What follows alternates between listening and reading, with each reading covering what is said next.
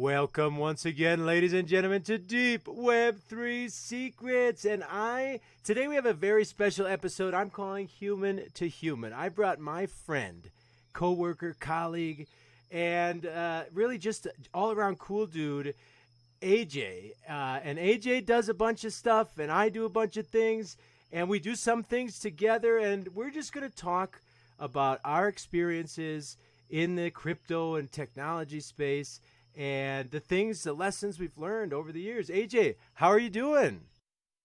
I'm awesome, Alex. How are you? Great to be here, man. This has been a bucket list item, bro. Your Web3 Secrets has been killing it, and we've been saying, hey, let's jump on together and have an hour or two of two crypto bros talking it out, man. So I'm excited for today for sure. For sure. You do like AMAs 3 times a week? So you are no stranger to being interviewed, but I have this. One of my first projects was a synergy fund, so I help other people do their thing. And I almost never end up talking about myself. I'm always talking about the other guy, this project, that project. I feel like you're kind of in the same boat, right? I mean, how did you get involved? Like, I feel like you're very support staff, like me. Like, how did you start with that? Yeah, bro, 100%. So yeah, we so my original protocol, and again, we can talk about this later, but we're not here to really talk about our actual projects. But in my original protocol, EMP, uh, it was a seniors protocol on Binance Smart Chain, and we did a 1 hour AMA direct connection to the team, literally every day straight for an entire year. And now over the last 2 years we have done at least once or twice a week. So I think in grand total we've done about 800 crypto related podcasts. And yeah, man, it's really not even just about the protocols.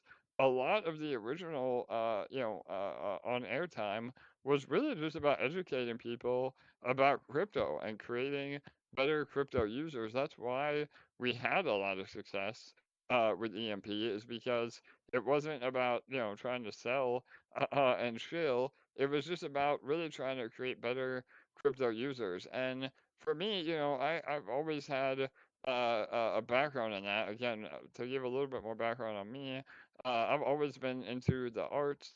I actually was also born with a neurological condition, part of muscular dystrophy. So I've been in a wheelchair since I was 2 years old, and I've had to use technology and my voice and my brain to be productive. And so as a kid, I actually was even on the Jerry Lewis telethon here in America. So I always grew up in front of a microphone and camera and been used to communicating well with people and really coming more from an educational side of things. And yeah, I had a really successful art career outside of crypto. I started really sharing my artwork and my artistic endeavors on Hive. That was my first exposure to crypto. Back then it was called Steam, as all of you know. But that is really my first experience with crypto, and I fell down the rabbit hole and learned a bit of coding, learned how to manage communities, and here we are 10 years later. It's just insane to think it's been this journey. And along the way, Wow. you and I, Alex, have been working together as well, man. You become a vital role in our little conglomerate as well, man. So, yeah, I don't know if I've ever asked you this. So like I said, I'm gonna do some interviewing of my own. What brought you to Steam or Hive in the first place? Wow. Okay. So let me first just reiterate.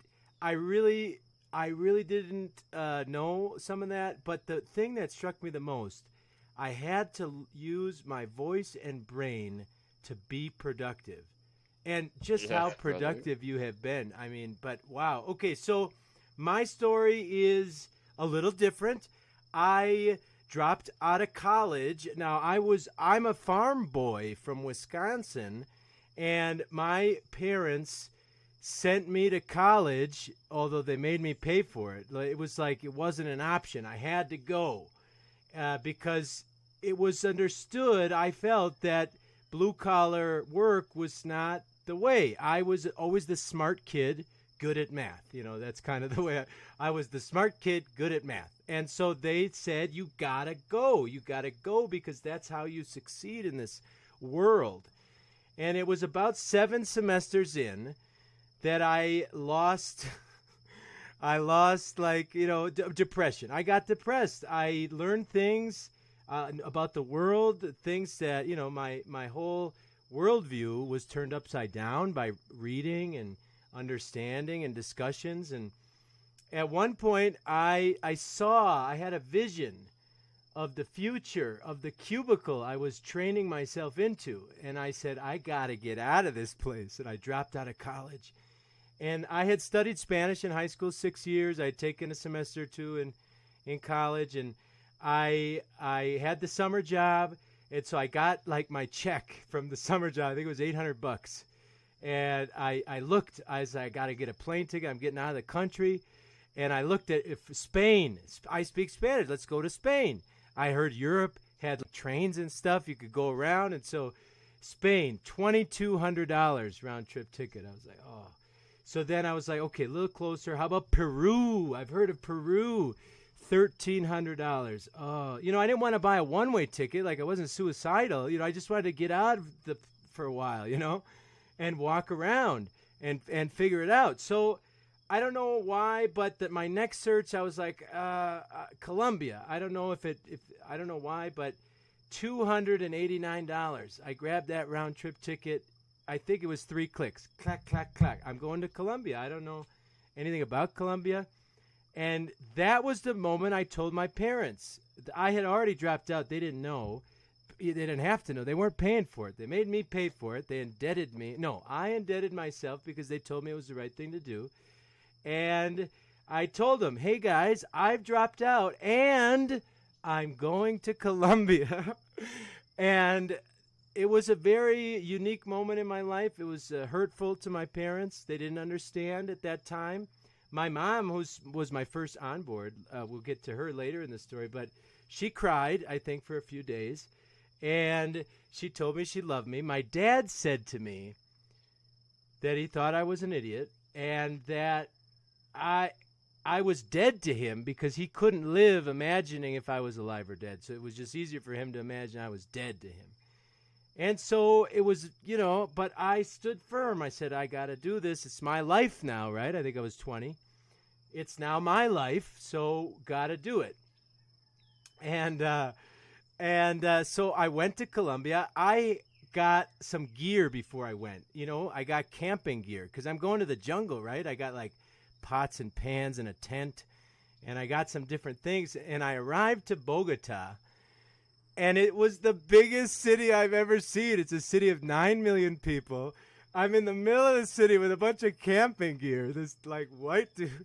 Okay, so on the plane, I'm practicing my Spanish, because like even with 8 years of studying Spanish, I was, very rusty, slow. I couldn't seem to understand people very well. I was always saying, más despacio, por favor. I was always telling them to please talk slower.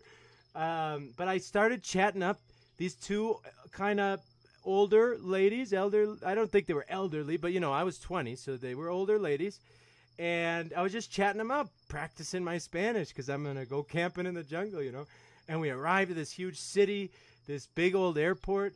And, I don't know. I'm kind of nervous, but I saw them on the way out. And I said, hey, do you need any help with your bags? And they said, sure. And so I helped them with the bags to their car. And they said to me, where are you going? And I said, I'm just going to walk around and see what there is to do.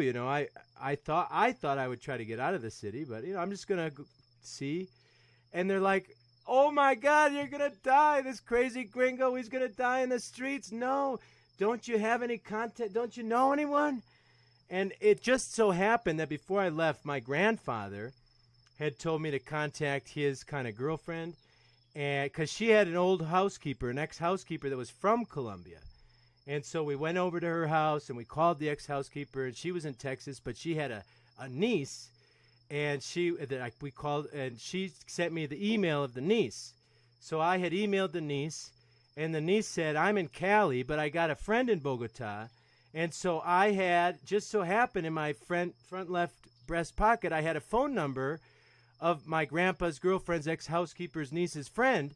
And I said, well, I know this person. And this lady snatched that number so fast. Beep, beep, beep, beep, beep. And what I remember was she said, I got this crazy gringo here. He's going to die in the streets. I'm taking him to your house. Where do you live? And they took me to this girl's house. Such a nice girl. She taught me how to use the bus. She taught me how to catch the bus, how to like read the map. And she said, like the second day, what are you going to do? And I said, I don't know. Like, the city is kind of expensive. I only had like $80 left. I had converted it at the airport. I had like, $80. My return flight's in 9 months. I have $80. And she said, well, why don't you get a job? And I said, well, what? I'm in another country. What are they going to pay me to do? Isn't there people around here, don't they hire their own people to do the things that need to be done? And she said, well, be an English teacher, dummy. And I was like, oh, that's probably a good idea.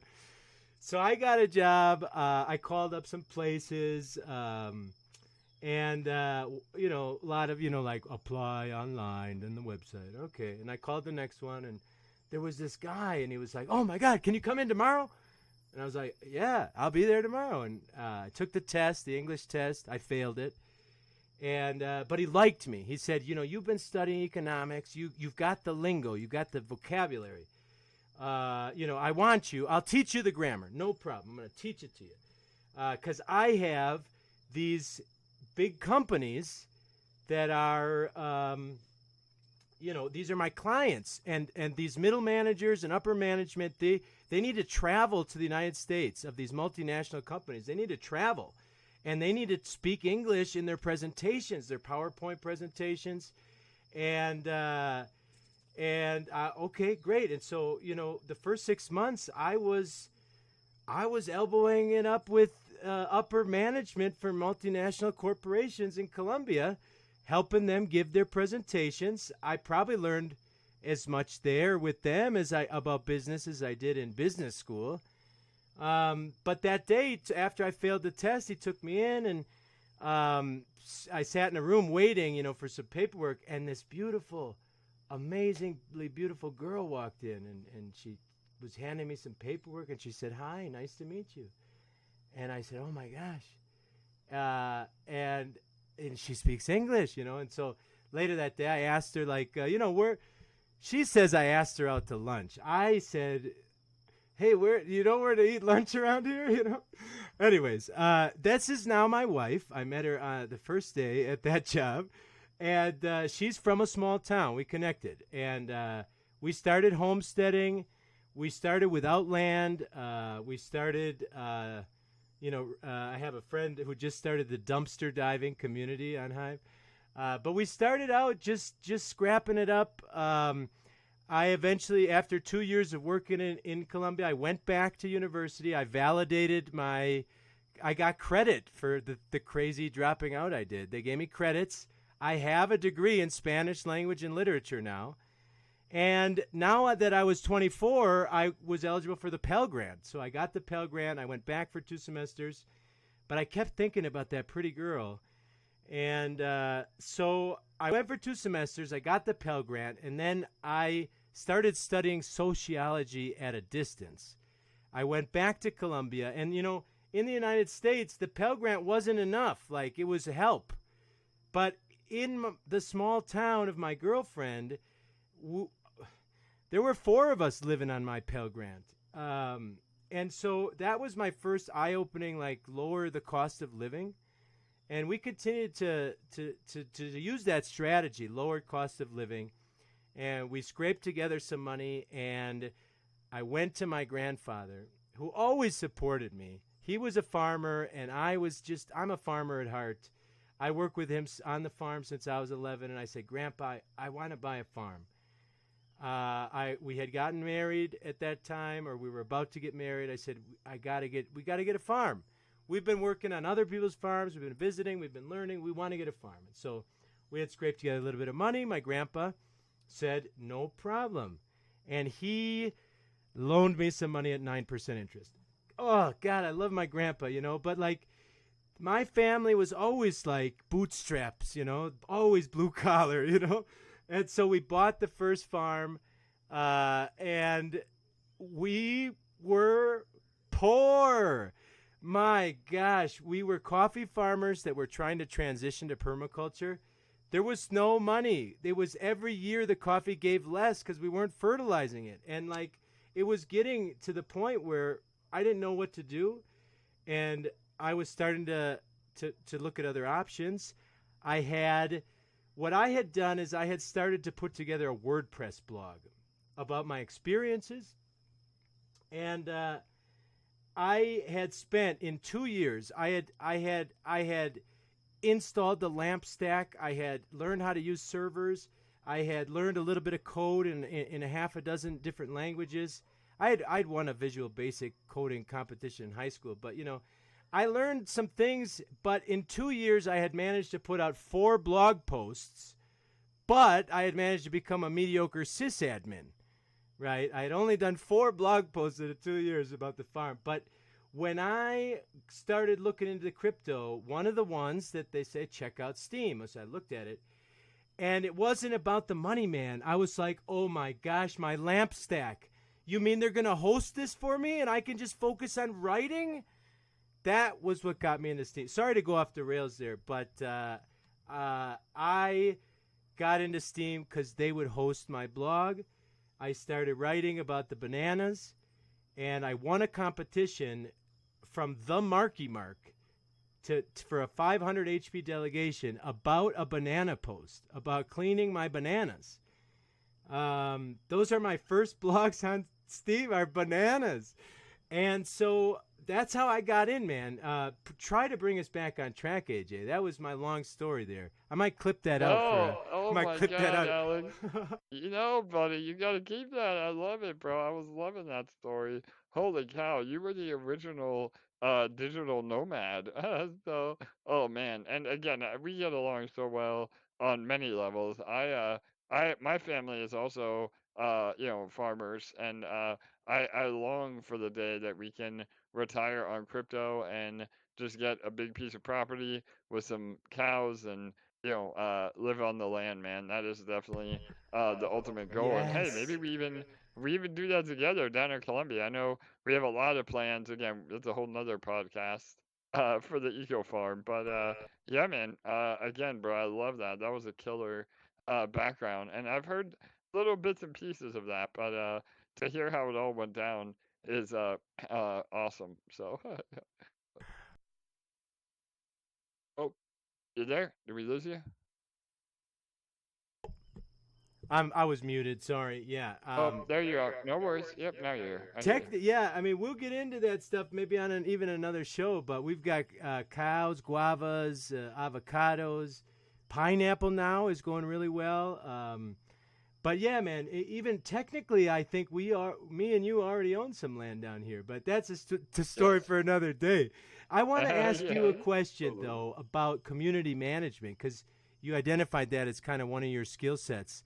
And For I sure. noticed that a lot of projects struggle, especially with the social aspect. The crypto people tend to be developers, and developers tend to be a little autistic or rebellious, and Totally. so how how did you identify? I mean, okay, so you're a speaker. I guess communication could be a way in, but how did you identify that niche and step into it?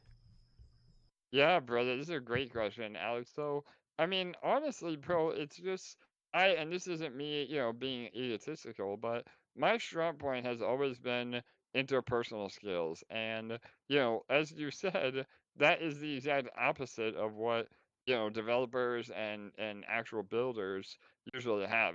It's just the way the brain works. And even for me, back in my, artistic career, That was also a rarity. Usually artists don't have good interpersonal skills or business acumen or anything like that. So I was really fortunate with that. My father owned his own construction business, and I learned, business from a young age. We were middle class, but definitely worked for every cent that we had, and so that again is something that I carried through into some entrepreneurial passion as well. I mean, again, like even to the point in high school, I remember one of my first businesses was like selling candy bars to other kids in high school. So that again, I've always had the entrepreneurial drive as well, and all of that came together in crypto. I mean, I started on Steam, sharing my posts, learning about crypto, doing a deep dive, and then I quickly fell in love with DeFi. And I'm a DeFi nerd at heart. But getting involved in these other DeFi protocols, it was purely about the math and the yield. It wasn't about the community. And I thought to myself, man, if I were to start my own project, I would do such a better job at building this in terms of loyalty and community and education than 99% of these other people are, and that really is what sparked EMP. I mean, we again being involved in these other communities, I made relationships with developers that I trusted, and that's a big thing too. I mean, again, I wasn't comfortable, even though I can read and write code enough to be dangerous. I wasn't comfortable, putting together a protocol that would potentially have millions of dollars on the line, just from being an entry level dev, so to speak. So I found some devs that were really trustworthy, that were here for the right reasons, and we made a great team because the devs did their dev stuff and security and made the protocol safe, and then I was able to really scale the adoption through education and good community building. So and you talk about it a lot, Alex. I know it's about really playing to your strengths. If you find something that you're good at and you have a lane, stay in that lane. Don't try to do something else. And I know with the recent Hive proposal you put together. I mean, that's the beauty of that. You are essentially the one fielding everything, making sure that, is this worth money? And yes, the answer is yes. And then finding the devs to actually bring it to life. I think that is a much better system than trying to fit, a square peg in a round hole. Wow. Yeah. Okay. So many good topics, but I wanna unpack a specific thing here. So let me just say that I started posting about bananas, but I continuously found areas to add value, and my blog started transforming into like tutorial posts where people would say, "Hey, what how do you do that?" And I'm like, "Well, I learned that. Here, let me show you." And I'll do a post about how you do this simple thing, how you use markdown. I think was some of my first ones were like how you make For headers in sure. markdown, how make a banner and stuff like that. And so my my audience, which was like my mom and dad, fell off really quick. They're like, I don't even know what he's talking about. I want to see your farm. But I started teaching other people so what I would do is I would jump in, try it out, learn it, and then write a tutorial. And then, I won the game. Let's do another game. Oh, I'm going to learn this. I I don't think I've found a community that focuses on education as much as some of the stuff you guys have done. So just unpack for me, just to nail it on the head. Why and how did you identify how important it? Why is it so important, and how did you identify that it was so important to educate people? Because I do believe there's a lot of the problems are based on imperfect information. A lot of the people coming in just don't know what they don't know. Yeah, absolutely, Alex. So, I mean, honestly, it boils down to just getting wrecked. As simple as it is, that is the reason. I mean, again, both me personally, exploring the DeFi landscape and crypto in general, there are so many pitfalls. And I was lucky enough to learn from people. Again, this might be a hot take, but one of the people I followed originally and even to this day is Jerry Banfield. I know all the OG Steam heads will remember that name. But his channel was very educational based, and I owe a lot to him for learning early on in crypto, how to you know navigate the waters and be safe and self custody. I mean, it's crazy, Alex. 99% of all crypto users think that crypto is holding your, Bitcoin and ETH on a centralized exchange. I mean, that is such a small segment of what crypto really is. Yet, that's what all the normies and even non-normies think crypto is. I mean, to me, crypto is number one about self-custody, but number two, it's about actually being able to be financially free without needing permission from anybody. And all of that is only possible in a crypto landscape. So, again, whether it's libertarian or whatever you want to call it, I just really resonated with that. And, I found the more I talked to people, they had no idea and really fell into all the pitfalls. So when I said, hey, I finally have a dev, I finally have a little bit of a community I've built already, let's go ahead and launch this first project and see how it goes. Once the very first day, we had all the educational pieces lined up. We were one of the first protocols in existence to offer a free online academy. I mean, you see these gurus and traders charging, $10,000 a month for their super secret, trading courses. Uh, we we said, hey, we're gonna put together a course and just give it away for free so that the people that want to learn and want to get involved know how to do it in the right way. And over time, that had an amazing result. And again, you talk about it a lot too, Alex. It's about giving value and not actually expecting anything in return. And I know that sounds crazy for a capitalistic, mindset, but that is really how you get a community and loyal followers and build friendships and, make the world a better place. As cheesy as that sounds, it's about sharing in that education and community and not always trying to, say, hey, what's in this for me? So those were some really big things that I focused on for sure. Wow. Yeah, and I think I might want to move on, but boy, we should do another podcast about that. Like I want to meditate for 2 days on that, and then we'll do another one. Wow. I love it for sure, bro. That's such an important thing, and so I don't want to. I don't want to. I don't. I want to jump to another topic. Okay, so another thing you mentioned is, the not your keys, not your crypto. Most people still keep their stuff in other people's trust. And I've thought about this a lot, like where they call it a trustless ecosystem. But it seems to me there's an irony here because in a trustless ecosystem, it seems like trust becomes more important. It becomes more important to find people you can trust. Have you ever thought about this irony? Yeah, brother, that is so funny. So, yeah, and to your point, it is so true. I mean, yes, I guess in terms of making decisions and quote unquote pushing the buttons, that is, the trustless system, the decentralization, what we all preach with Web3. But absolutely, in terms of being successful, and I think that just boils down to traditional economics. I mean, you can't do it all yourself, and finding people that you can trust.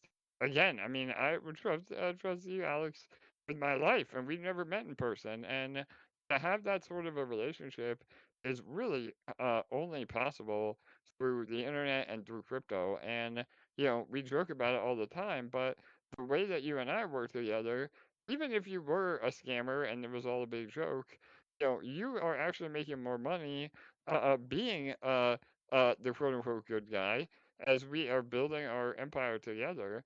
And again, I think that is so unique in crypto where, yes, there is this factor of trust in a trustless system, but all the incentives align. And I think that is the really big difference, is that, all of us working together with the right intentions get a way bigger payoff in the end than, trying to be, a thief among thieves. So again, bro, I really think that's a really interesting dichotomy. There could be a psychology paper written on that, I think. But yeah, I mean, I would have never had the success that I've had without, key individuals that I trust. Again, LA is my partner in EMP and a lot of other stuff that we build. And without her and you, I wouldn't be able to get half the shit done that I do on a daily basis for sure. This is, and we joke about this more than once, like because I trust you too, because initially, uh, what was it? It was D City, wasn't it? I Yeah, had that was our started, first yeah, endeavor. Yeah. I had started proxying another person's account or maybe two, and you just at some point were like, I can't do this anymore. Does anybody know like anything that could help me? And I was like, well, I do that with two other people, and I started managing your NFTs. Side note, I feel like I've beat the game. I have made money on D City for 7 years, and I've become the biggest player in the game. There's nobody bigger. There's no goals left to achieve, and D City's still alive. I enjoy it when things happen. Like I try to support other people. Like I have ideas. Like if there's ever time, I might do some more stuff with it. It's like a really good idea. It's a really fun protocol. But um, I just casually, I was the best D City player in the world for 7 years, and now there's no question, but I started helping you with that, and then, well, maybe a little bit of Splinterlands was. I don't remember what was next, but we just piece by piece, and all of a sudden, like you said, we're building this empire, and we did try to meet, didn't we? But it just didn't work out. I was in the states, and we Yeah, were you were close, in the but States. we, Yeah, I'm yeah. here in South Florida.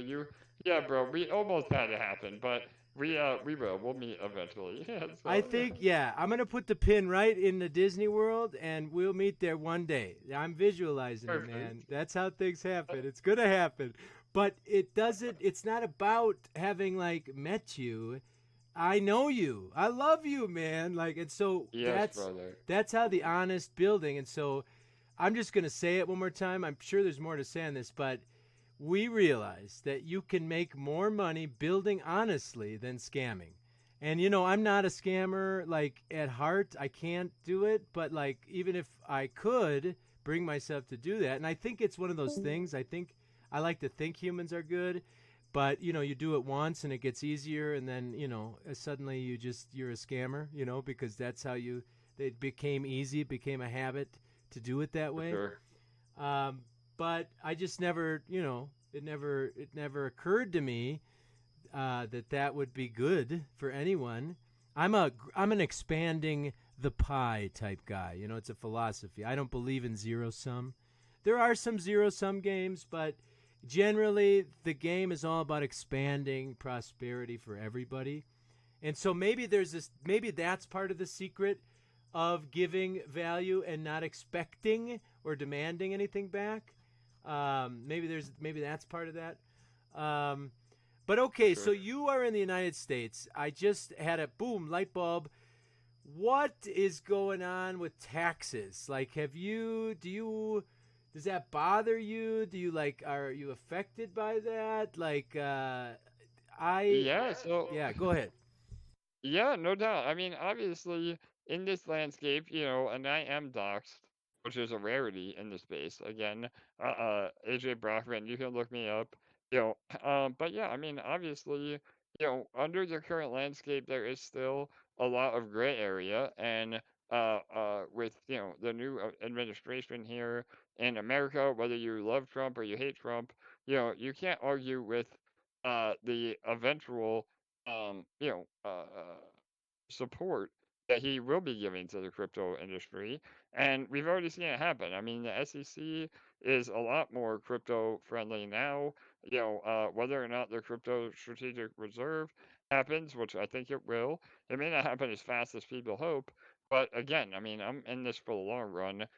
So if it takes, another 2 years, then so be it. But the fact of the matter is that we are in a much more crypto friendly environment here in the US. And then ultimately, the more friendly the US is to crypto, the more friendly the entire world becomes to crypto. And that's not me being again, an egotistical American. I understand the world doesn't revolve around us, but just because we are, who we are, that really influences other governments around the world. So, but to taxes specifically, and honestly, I should do an intro, Alex, to Neil McSpadden. He is an amazing crypto accountant and fellow Splinterlands whale. Um, his company, Tax Sherpa, I've worked with them for many, many years now. They're based out of here in America. And yeah, I mean, we absolutely pay the taxes we have to pay. That's, again, I would never, ever allude to not taking care of your responsibilities. But it is a very gray area. And, I think that the good news is that moving forward, it's only going to get more and more friendly. And, you know, again, I'm sure he would love to come on the podcast where he could give a little more insight to that for sure. But yeah, Amazing. so I would love that. And so I'll just say, if you could help make that happen, no rush, May or June, but that would be really cool. And maybe I could for just sure. talk a little bit about Colombia. I believe Colombia has the best crypto laws in the world. And it's Yeah, kind of, let's learn from you guys. yeah. Educate me. So Well, yeah, how do you handle it? Yeah, Colombia it works this way, which is in a line with my philosophical way. The Colombian government says we don't recognize digital assets. We don't know about that. It's a fantastic digital world. We call them intangibles. So do whatever you want with the intangibles. Declare when you bring it back into pesos. So this gives us a bit of flexibility. We, like if we can let it grow, or we can lose a whole bunch of money, or we could do whatever we do. And it only matters when we bring it, only when it goes from pesos to crypto or crypto to pesos is it actually recorded. And I was of the, years ago when it was still unclear and the SEC was like pretending that they were going to do something and then they did something and it was the worst thing possible. I was always saying, like, let us build. Let us build. And then, if we make dollars, then I'll pay taxes on the dollars, And again, like you said, I would never allude to not paying my fair share. But because of my backstory with the success I've had with lowering the cost of living, in almost every country in the world, there's this band where you pay 0%. And so my strategy has been to legally pay 0%. I don't make money, or I don't make for enough money sure. to pay. And there recently I have started to pay in the first tier. It just I'm not a 20-year-old anymore. So like life gets a little more expensive. Now I'm into the low tier, but like why make more than you need to just to pay taxes? And so I believe that Colombia, by not recognizing crypto, what they did was they let us build. And now Medellin is actually becoming a tech development capital of the world. And there's a lot of people, because in Colombia there's some kind of vibe that we need to like follow the United States to be civilized. But I keep telling people at these crypto conventions that I go to, Colombia is the best law in the world. Stop asking for worse laws. Why? Because there's all these questions about microtransactions. We have this great technology, and so we pretend that it's the same as dollars, and so we try to like print out CSV forms and file on 10 bajillion transactions taxes for the old system. And it's like Colombian law is way more efficient. 10,000 went in, 12,000 came out. That's $2,000 in profit. I don't care what you did in the middle. I don't care how much is there or not there, or you lost or you got scammed. You put so much in, you got so much out. There's the profit. That's it. Pesos. That's what we count. And I just feel like it's a much more honest way for a government to say, like, we don't know about that. You know what I mean?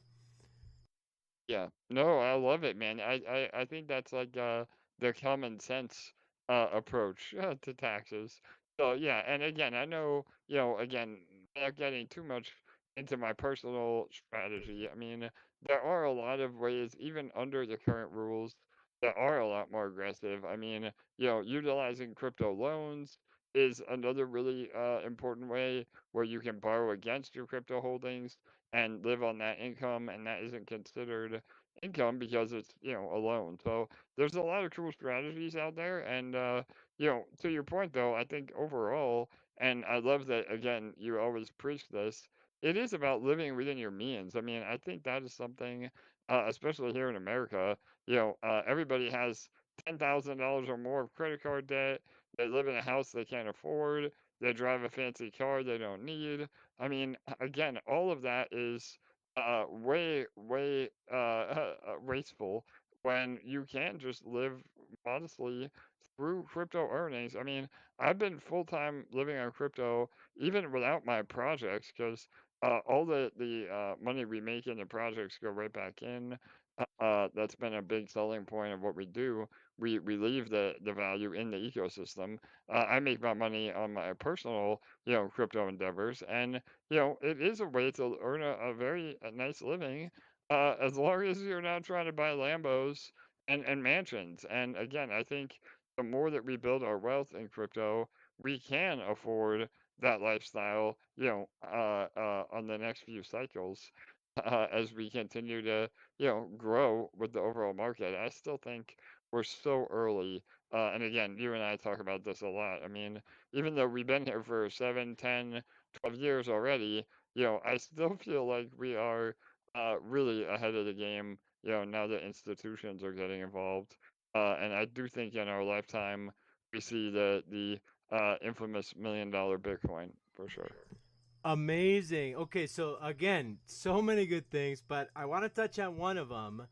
One of the secrets to my success is so I started writing markdown tutorials, and eventually I got enough courage. I'm going to create a token. I've seen other people do it. I'm going to do it. And then maybe I'll write a tutorial about it. My first token on a protocol called Steam Engine at that time, it was called Income. I camped that name. I was like, this is a good name. Um, but what it evolved into was this synergy fund, and um, I didn't know what I was doing. I took it step by step. Right now, I released I think it's the best token on Hive. It does so many things. It's hard to explain. I did a comprehensive post about it because it's just so. But how did I get there? Step by step. I tested, I checked a couple of times, I went back. No, that's not right. Don't do that. So I did the things along the way and I built something. But one of my strategies that I think is maybe the secret to my success, and you mentioned it, every project I ever do has a separate wallet. And that's not my money, that's the project's money. And so there have been times in my life where I have had to batter and bash my own personal wallet to death.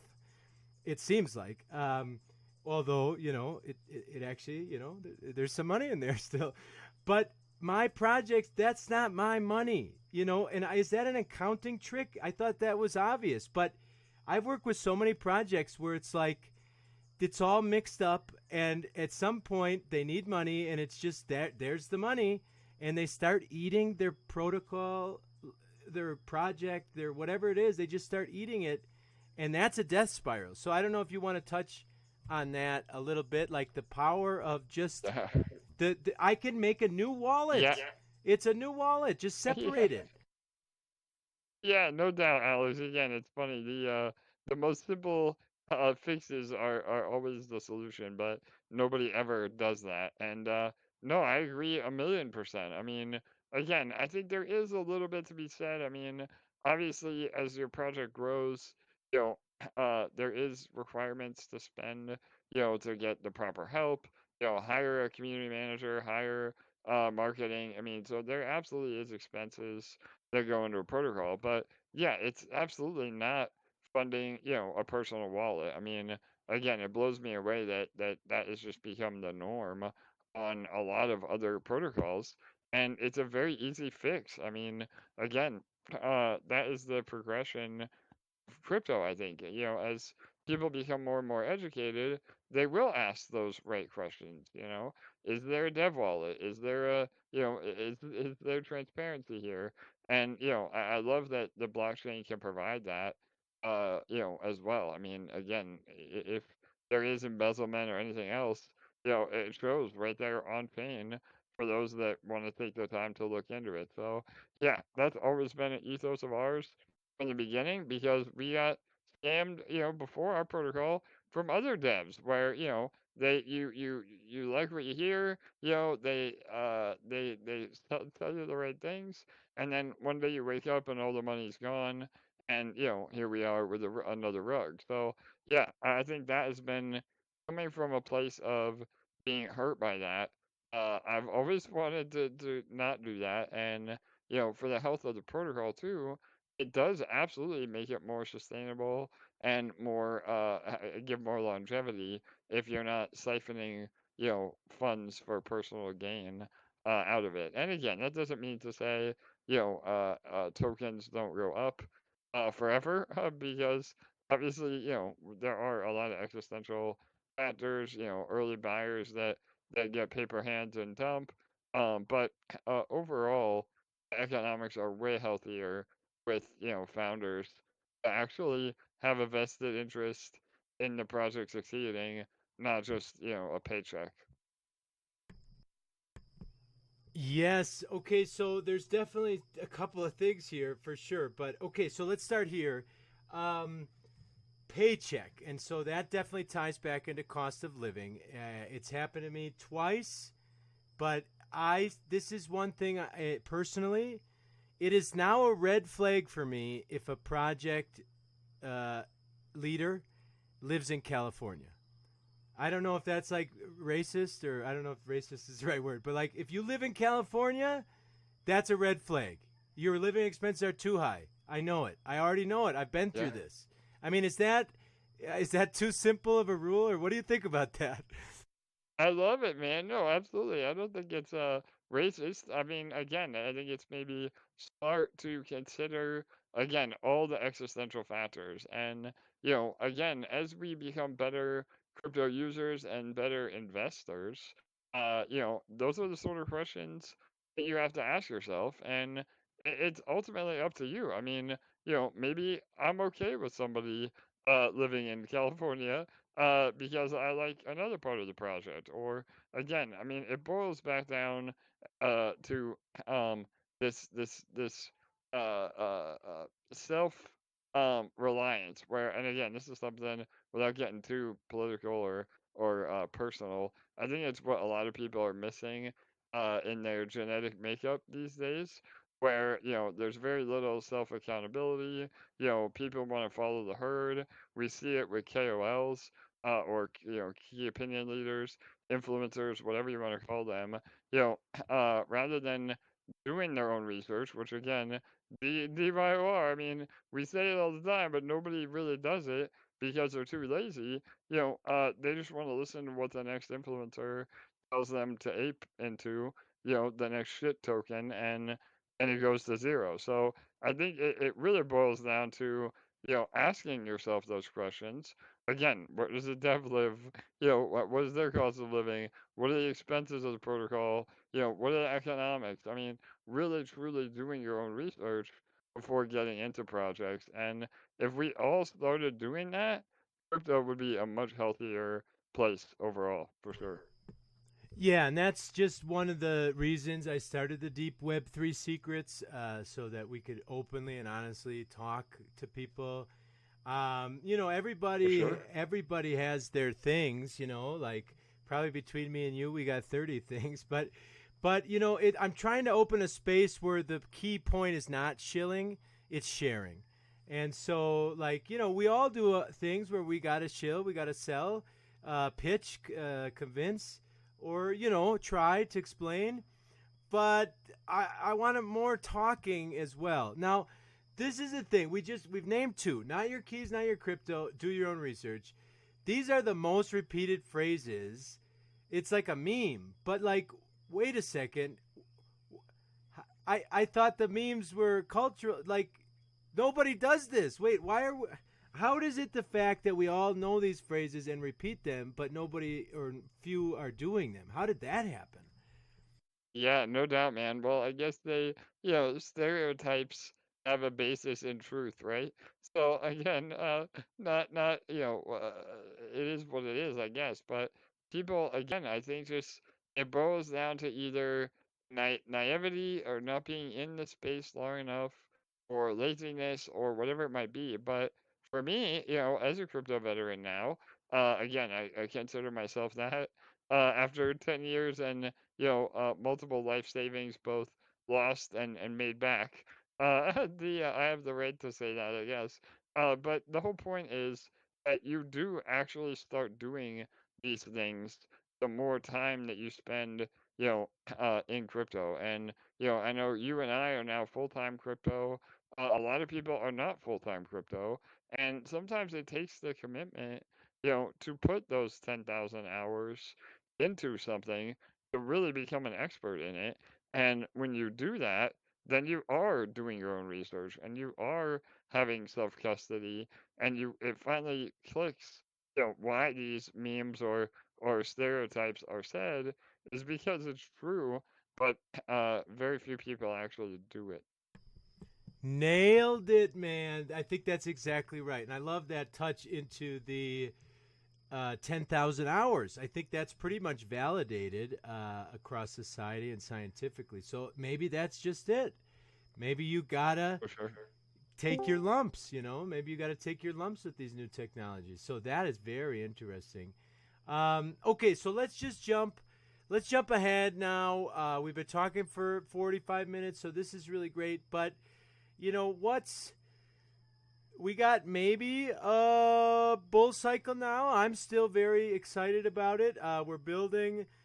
What do you think 5 years from now looks like? So let's skip this bull through the next bear, maybe an economic crisis. But what do you let's skip all that because that's those are the predictions of the masses. What's going to happen For tomorrow. sure. Jump ahead 5 years for me, and like, where do you see all these technologies? Yeah, no doubt. Well, and again, this will be a great topic to get you giving some of your insights too, where, I'll be able to interview you because, we have our weekly meetings just with our own, portfolios and projects that we're managing together. And we have this discussion, every time. And for me, just to give a whole kind of background before we get into specifics, I mean, again, I do consider myself a perma bull.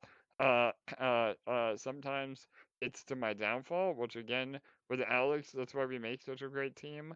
Alex definitely helps me keep things in perspective.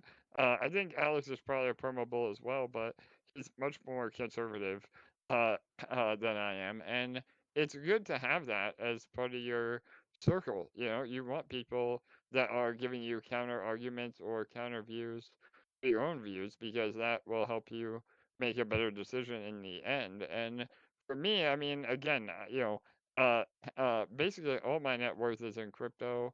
I am all in here. I see the future. I see the vision. I saw the vision 10 years ago, and here we are now at, $100,000 Bitcoin when, I was getting in at, $20,000 Bitcoin. And so, again, I think that the $1 million Bitcoin will happen.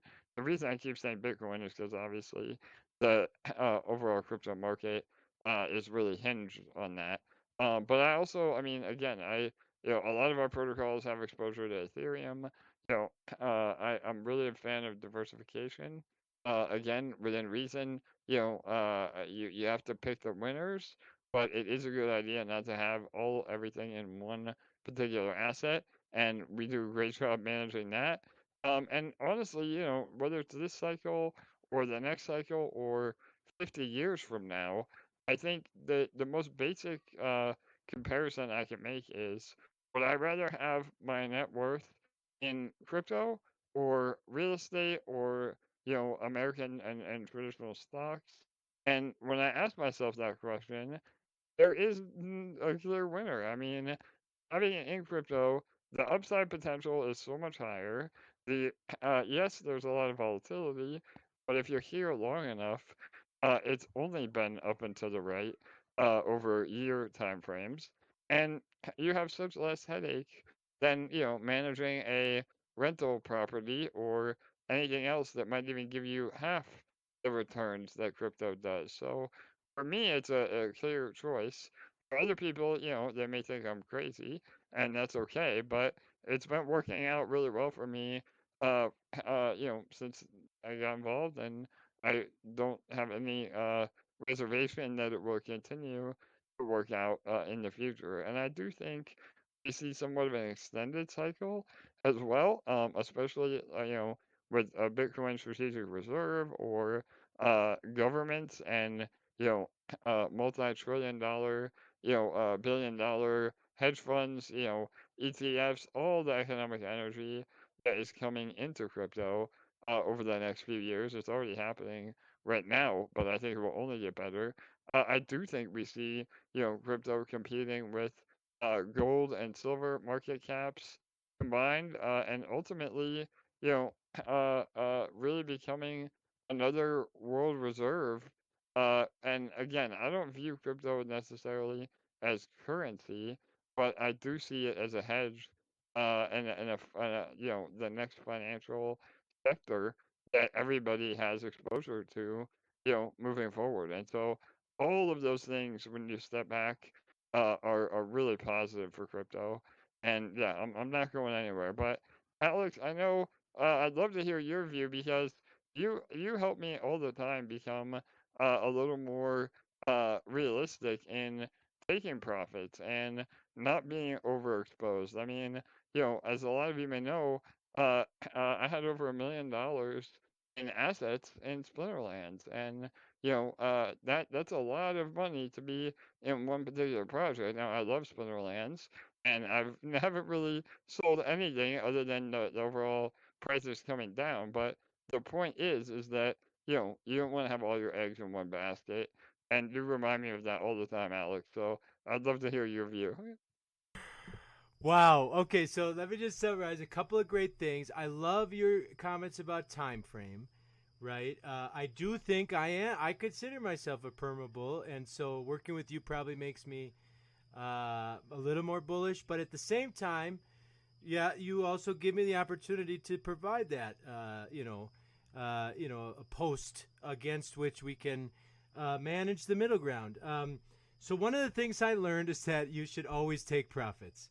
You don't have to sell everything you got, but take some profits. Always take the profits. And you know what? If it keeps going up, well, you still got some, and it's going to be even better. And if it goes down, well, then you took some profits, and it's going to be even better. So it's a win-win if you're just a little reasonable about it. And so working with you has actually given me more of a chance to test and validate my theories, and so that has been really Sure. good. I got a dog barking here. Tranquilo. Yeah, yeah. It's a bird. Okay, you've seen that bird before. Okay, so I do believe that the long enough time frame is the right perspective. But if we're managing projects, we need to be realistic. So we balance those things. I think we balance them really well together. And you brought it up, so I'm going to kind of dive in a little bit. I hope it's not too personal, but one of the things that Yeah, go for it. Go yeah, for one it. of the things that I suggested to you is that I said, AJ, I don't think you should put any more fresh money into this protocol. And we're talking about Splinterlands here. Like, I love Splinterlands too, and I've been blessed by Splinterlands. I got in late because I always wait. I don't like new things. Not that I don't like them, but I learn my lesson and I stick where I know. And if it's good, I get in late on a dip. But okay, I got in on the Untamed Kickstarter, and one day I woke up and it was $75,000. I had put in $2,500. And one day I looked at the screen on Peak Monsters and it said $75,000. And I said, I need to buy that piece of land next to my farm. I said, like, there's no world where that number on the internet means more to me than the land. Because I had this problem. I bought a farm. I mean, problem. Yeah, for not a first world problem, but landowner problems. I had a neighbor, and like the neighbor, it's a hill, so the neighbor was under me, and he was using these terrible poison monoculture techniques, and I visualized him eroding my farm. Here I am trying to protect this mountain, and this dude is just using the stupidest traditional techniques. He's ignorant, and ignorance is different than dumb. Or stupid. We say ignorancia es mejor que bruto. You can't fix bruto, but you can fix ignorance with education. So I'm not trying to insult anybody. We're all ignorant in the things we don't know, and we can fix that by learning. And that's one of the things I do. I work with locals to try to farm better. Simple techniques.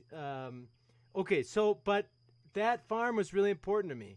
And so I started cashing out the splitter lands, and we bought 3 hectares of additional land. We own now down to the river. Nobody can erode me. And that's kind of funny because, right, protocol, we use those words too. But literally my land is now protected from erosion because of splitter lands. So I said to you, man, there's always a new thing. That's great. But you got all this money here. I'll work the churn. We'll be smart about it. We'll try to make the right moves. This is one of the strategies. I'm a lateral thinker. I'm a math guy, but I love to play games in the 4th dimension. Most people look at the rules and they play now, but I'm always looking like, what is going to be the next change? I'm trying to get ahead of the curve in the 4th dimension, in the time dimension. And so that's what we've done. We work the churn, and we have done so good with it, and those numbers go up and down. I don't think today it's $1 million. I think it probably is less, but it's big.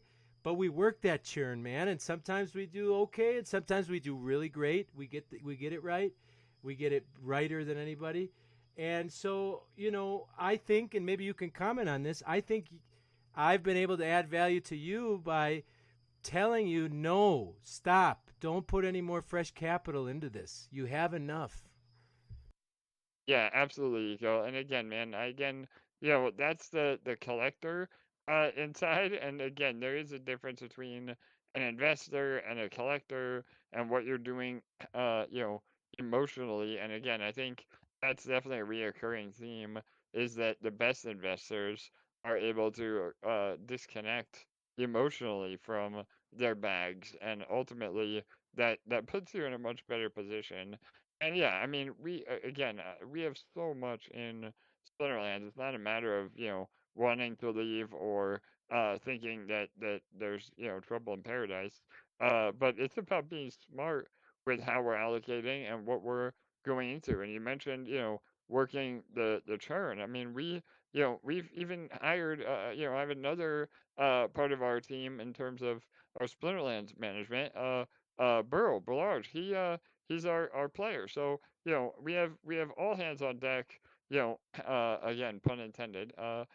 Playing cards, managing land, managing staking. And really being a good actor in the ecosystem, and a benevolent whale. But reducing our exposure in certain ways. And yeah, by providing LP, we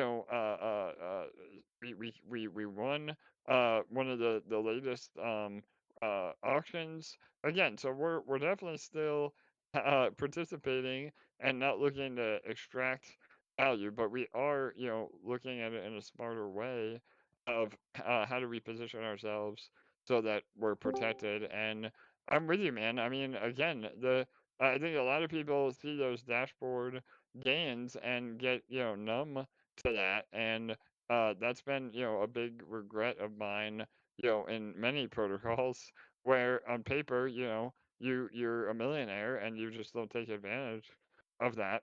Um, and it's about the more time that you do it, the more time you're in it, you learn those kind of things. And I definitely value your point of view and all that, and that's what's helped us grow overall. I mean, again, between everything that we work on together, I don't know the exact numbers, but I would say that we've probably at least tripled or quadrupled, what we've put in, even just over the last year or two, which is really, really bullish. Oh, speaking of the devil, here's our buddy Burl just joined. So Hey, yeah, Burl. absolutely. So we're So doing a yeah, podcast here, Burl. Thank you for joining. You can listen in. Burl is the best player, and so I want to say a few things, but I'm going to start with Burl because Burl is like the best player. I mean, maybe he would say he's not quite the best, but like he's a top player. I don't for play, sure. so I think he's the best, but he does play, so he probably knows a few other guys that are on his level, but Burl would not be playing with us if we didn't churn, or at least you didn't put in thousands of dollars to keep up with the cards. So we need new assets. So we have to work this churn. So we are so blessed to work with Burl. He's a blessing to us, and we're only able to do that because we're working this churn to get the new cards, to get the gold foils, to get the golden Helios. You know, these are important to a player, and if we're not giving him the best cards, he's going to go find somebody else to play for because he's a top player. Now, one thing I wanted to mention about that is we just did an interview with Yava P. Matt. I'm so bullish on Splinterlands, but 6 months ago, 8 months ago, I mean, you had said like Trouble in Paradise. Like, I don't think that's true today, but 6 months ago, man, everybody was like, "Is this thing dead? Is Splinterlands gonna die?" You know, and For sure. so I'm so bullish right now. We're so well positioned, and we have even at various opportunities taken out small amounts to invest in other projects. Shh. And sorry about my dogs. And we have gained from thank you Splinterlands. We're still a whale, and we've got exposure to these other projects. I mentioned PKM SPS, for example. Um, this is a kind of a side hedge into a private third-party market. I recently interviewed Jarvie. This is a side project from Jarvie and Asgard, the Peak team, and or Peak D team. This is Peak Monsters, um, and we support them. They feed the LP with real yield from their market. It's not magical internet money. It's real yield. So I don't know. Like, I kind of want to end the official show and maybe we go into the after show. But like, do you just want to say something? Because I think this is something I learned from you, AJ, to watch out for. It was not on my radar in the sense that it is now, at least. What is the difference between real yield and inflationary yield? Can you just walk us through that? It's like the final lesson of this episode, and then I'll wrap us up for the official Uh, recording, and we'll go to the after show unrecorded. Hey, brother, I love it. And what a great topic to end with. Holy cow. This is my bread and butter, man. And honestly, it's sad that people just don't get this mentality. So I'm happy to go over it. So just to back up all the way, 99% of crypto projects rely on inflation to produce yield or produce I don't even like calling it yield because it's not to produce rewards. And we see that a lot with staking rewards or other, I mean, even EMP, my original protocol, we were an inflationary protocol, and this is why it's so near and dear to me because we learned the pitfalls of this. So, just like the US dollar or many other fiat currencies, you just turn on the money printer, you print more supply, and now that is inflation. So that is not real money coming in. It's just inflating the value without any backing whatsoever. And again, you could argue gold or whatever else backing the US dollar military, but the real fact of the matter is when you print more money, yes, it makes more rewards or more value, but that value is made out of thin air and can have very serious consequences down the road. So we have really prioritized, and I think all legitimate DeFi protocols, and honestly, the way crypto is moving from here on out is prioritizing real yield. And real yield is literally external revenue that is coming in to support the protocol or the token. And again, this is kind of, this is like business 101. Like you want to have revenue to have a successful business. If you have a business that makes no money, then that business usually goes out of business or bankrupt. So again, just to break it down really, really simply, you know, we're treating our protocols as a business that requires real yield to support it. Now, a lot of crypto protocols have success because they are getting new users, and that's where we come all the way to, a Ponzi. You hear a lot of times that, a crypto project is a Ponzi or has Ponzonomics in it, and that is essentially new users paying the yield to old users, and again, that is very, very unhealthy, economically speaking. Now, can you make money in the short term with that? Absolutely, and a lot of people do. In meme tokens and everything else, um, Ponzi's are are profitable for the right people that get in and get out, but long term they never succeed, and so again, whether it's PD or our protocols or any other Splinterlands, again, having part of the real yield from marketplace fees, or in our case, we have a protocol called Yield Forge on Hive, where we take the money that we raise, we put it into concentrated liquidity pools, and we earn the fees from providing liquidity on those pairs, and that is real revenue coming in to help buy and burn or buy and prop up the price of the token, the underlying token value. So again, those are the reasons that, and with that, you don't have to have new users. I mean, obviously, new users are great and helps you scale, and that flywheel, becomes more powerful the more users and more investors you have. But if everybody stopped buying the token, the yield would still be able to generate new buying volume from that real yield. So those are just some really important things to consider when looking into new projects or even old projects that have the healthy economics behind them. So does that break it down, Alex? I don't know if that was too in the weeds, but yeah, it's really important. AJ, we are going to have to do this again soon. Thank you so much, though, for coming on, and we will continue the unrecorded after session. This has been Deep Web 3 Secrets in the Hive Discord. Hive is a decentralized, freedom-loving community. Join us here for discussions such as this. Until next time.